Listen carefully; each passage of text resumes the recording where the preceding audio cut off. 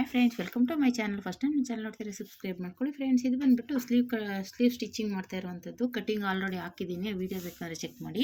ಈ ಥರ ಮಾರ್ಕ್ ಮಾಡ್ಕೋಬೇಕು. ಫಸ್ಟ್ಗೆ ನಾವು ಹಿಂದೆ ಮುಂದೆ ಎರಡು ಒಂದೇ ಕಡೆ ಬರಬಾರ್ದು ಅಂತ ಫಸ್ಟ್ ಮಾರ್ಕ್ ಮಾಡ್ಕೋಬೇಕು. ಒಂದೊಂದು ಸ್ಲೀವ್ಸಲ್ಲಿ ಈ ಥರ ಜಾಯಿಂಟಿಂಗ್ ಬರುತ್ತೆ.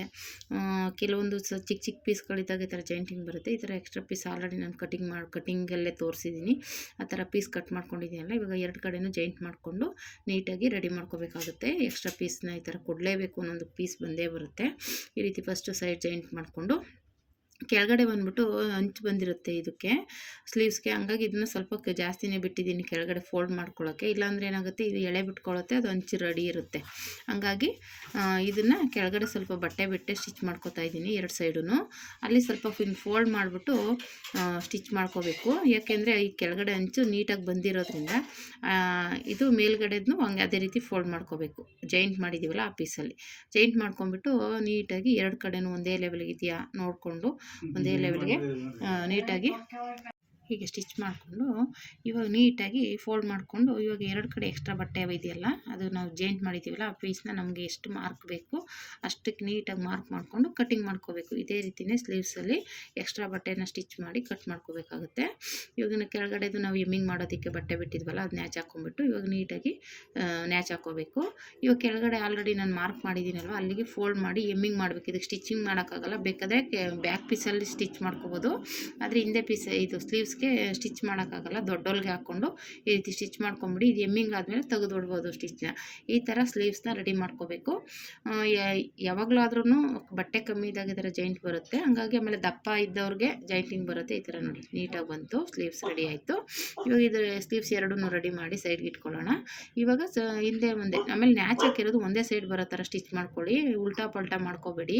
ಆಮೇಲೆ ಒಂದೇ ಸೈಡ್ ಬಂದ್ಬಿಡುತ್ತೆ, ಬಿಚ್ಚಿ ಬಿಚ್ಚಿ ಮಾಡಬೇಕಾಗುತ್ತೆ. ನ್ಯಾಚ್ ಹಾಕಿರ್ತೀವಲ್ಲ ಈ ರೀತಿ ಆಪೋಸಿಟಾಗೆ ಬರಬೇಕು. ನಾನು ಇಲ್ಲಿ ಇಟ್ಟಿದ್ದೀನಲ್ಲ ಸೇಮ್ ಅದೇ ರೀತಿಯೇ ಆಪೋಸಿಟಾಗಿ ಬರಬೇಕು. ಈಗ ಸ್ಲೀವ್ಸ್ ಅಟ್ಯಾಚ್ ಮಾಡ್ಕೊಳ್ಳೋಣ.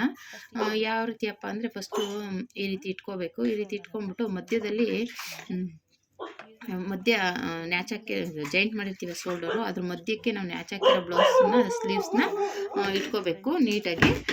ಇಲ್ಲಿ ಇಟ್ಕೊಂಡು ಮಧ್ಯದಲ್ಲಿ ಒಂದು ಕಡೆ ಸ್ಟಿಚ್ ಮಾಡ್ಕೋಬೇಕು. ಮಧ್ಯದಲ್ಲಿ ಸ್ಟಿಚ್ ಮಾಡಿಕೊಂಡು ಮಧ್ಯದಲ್ಲಿ ಇಟ್ಕೊಂಡು ಈ ರೀತಿ ಕೆಳಗಡೆಗೆ ಸ್ಟಿಚ್ ಮಾಡಿ, ಆಮೇಲೆ ಆ ಕಡೆಗೆ ಸ್ಟಿಚ್ ಮಾಡಿ.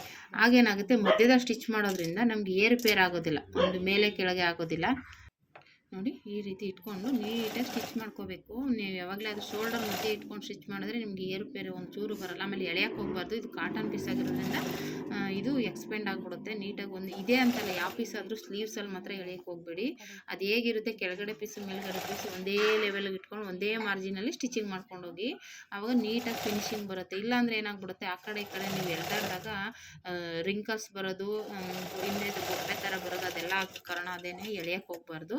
ಎರಡೂ ನೀಟಾಗಿ ಇಟ್ಕೊಂಡು ಸ್ಟಿಚ್ ಮಾಡಬೇಕು. ಇವಾಗ ಒಂದು ಕಡೆ ಆಯ್ತಲ್ವ, ಈಗ ಇನ್ನೊಂದು ಕಡೆನೂ ಹಾಗೇನೆ ನೀಟಾಗಿ ಸ್ಟಿಚ್ ಮಾಡ್ಕೋಬೇಕು. ನಾವು ಆ ಕಡೆಯಿಂದನೇ ಮಾರ್ಕ್ ಮಾಡಿಕೊಂಡು ಈ ರೀತಿ ನಾನು ಇಟ್ಕೊಂಡಿದ್ದೀನಲ್ಲ ಆ ಥರ ಇಟ್ಕೊಂಡ್ಬಿಟ್ಟು ನೀಟಾಗಿ ಸ್ಟಿಚಿಂಗ್ ಮಾಡ್ಕೋಬೇಕು. ಅವಾಗೇನಾಗುತ್ತೆ, ಅದು ನೀಟಾಗಿ ಫಿನಿಶಿಂಗ್ ಬರುತ್ತೆ.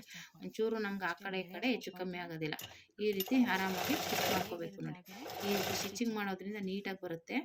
ಆರಾಮಾಗಿ ನೀಟಾಗಿ ಸ್ಟಿಚ್ ಮಾಡ್ಕೋಬೋದು. ಈ ರೀತಿ ಸ್ಟಿಚಿಂಗ್ ಮಾಡಿಕೊಂಡ್ರೆ ನಮ್ಗೆ ಸ್ಲೀವ್ ಅಟ್ಯಾಚು ನೀಟಾಗಿ ಬರುತ್ತೆ. ಸ್ಟಿಚ್ ಮಾಡಿಬಿಟ್ಟು ಡಬಲ್ ಸ್ಟಿಚ್ ಹಾಕ್ಕೊಳ್ಳಿ. ಆಮೇಲೆ ರಿಂಕಲ್ಸ್ ಒಂಚೂರು ರಿಂಕಲ್ಸ್ ಬರೋಲ್ಲ. ನಾವು ಅದನ್ನು ಹೇಳ್ದಾಗೆ ಕರೆಕ್ಟಾಗಿ ಮಧ್ಯದಲ್ಲಿ ಇಟ್ಕೊಂಡ್ರೆ ನಿಮಗೆ ಆ ಕಡೆ ಈ ಕಡೆ ಹೆಚ್ಚು ಕಮ್ಮಿ ಬಟ್ಟೆ ಒಂಚೂರು ಹೆಚ್ಚು ಕಮ್ಮಿ ಆಗೋದಿಲ್ಲ. ಆ ರೀತಿ ಬರುತ್ತೆ. ಈ ರೀತಿ ನೀಟಾಗಿ ಸ್ಟಿಚಿಂಗ್ ಮಾಡ್ಕೊಂಡ್ಬಿಟ್ಟು ಈ ರೀತಿ ಸ್ಲೀವ್ ಅಟ್ಯಾಚ್ ಮಾಡೋದನ್ನು ರೆಡಿ ಮಾಡ್ಕೋಬೇಕಾಗುತ್ತೆ. ಇದು ಬಂದುಬಿಟ್ಟು ನೆಕ್ಸ್ಟ್ ಕ್ಲಾಸಲ್ಲಿ ಬಂದುಬಿಟ್ಟು ನಾನು ಈ ಪೈಪಿಂಗ್ ಎಮ್ಮಿಂಗ್ ಪೀಸ್ನ ಹೇಗೆ ಅಟ್ಯಾಚ್ ಮಾಡೋದು ಅಂತ ಹೇಳ್ಕೊಡ್ತೀನಿ. ಇದು ಬಂದುಬಿಟ್ಟು 11ನೇ ಕ್ಲಾಸ್. ಇದು ನೋಡಿ ಈ ರೀತಿ ನಾನು ಆಲ್ರೆಡಿ 1, 2 ಅಂತ ಹಾಕಿದ್ದೀನಿ. ನೀವು ಬೇಕು ಅಂದರೆ ಚೆಕ್ ಮಾಡಿ. ಈ ರೀತಿ ಬಂತು ನೋಡಿ ಸ್ಲೀವ್ಸು, ಒಂಚೂರು ರಿಂಕಲ್ಸ್ ಇಲ್ಲದೇ ನೀಟಾಗಿ ಬಂದಿದೆ.